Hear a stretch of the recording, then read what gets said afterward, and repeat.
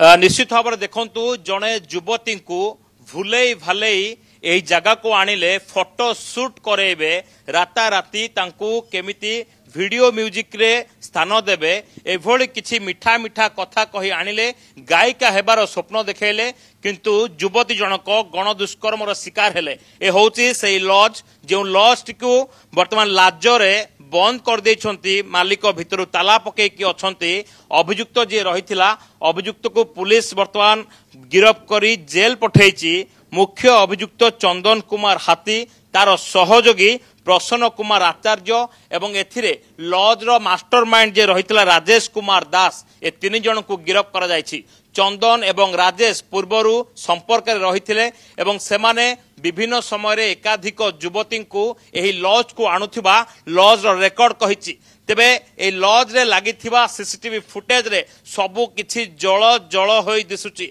Scientific team सहित महिला थाना पुलिस घटनास्थल रे पहुंची सरजमीन तदंत करबा सहित ए गण दुष्कर्म घटना उपरु पर्दा हटाई या पछरे आउ के मास्टरमाइंड रहिछंती कि से दिगरु वर्तमान खोलताड़ करा जाउछि। बड़ कथा होउछि गोटे रेसिडेंशियल अंचल रे गोटे लॉज खोला जायथिला जहाकु कि लाजरे यार साइन बोर्ड को भी हटाई दिया जायछि। एठी गोटे बड़ कथा होउछि जोठी एठी परिवार धरिक लोक माने रहुछंती एठी किभली भाबरे युवती मानकु आनिकी शोषण करा जाउथुला ताहार चित्र सेतेबेले पदाकु आसीछि जेतेबेले युवती जनक निजर बयान रे पुलिस आगरे गोटी गोटी करी कहिछंती। तेबे ए जो घर रहिछि ए घरे किए अछंती कि नाहंती ताहा तो स्पष्ट होई पारनी। ए जो तीन जण एमानकर बैकग्राउंड प्रकृति रे कोन ये प्रथम घटना रे एमाने अभियुक्त ना अभ्यासगत भाबरे एमिति पूर्वरु मध्य किछि कांड घटाइछंती।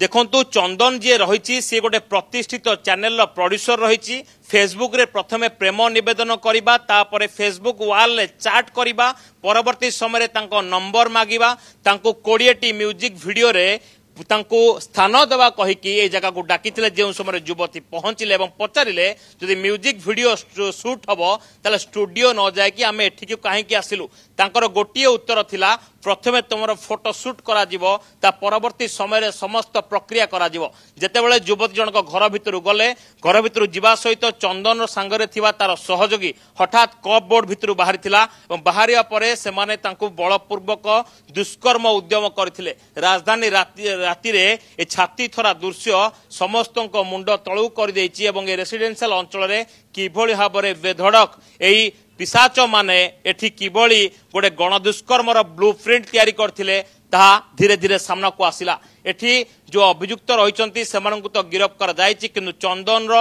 जो चाल थिला ताहा धीरे धीरे सामना को आसीछि एवं चंदन को अधिक पचरा उचरा पाई रिमांड रे आनिबा को योजना करूछि महिला थाना पुलिस। यहा सहित रजिस्टर को पुलिस उठै नैछि कुहा जाउछि।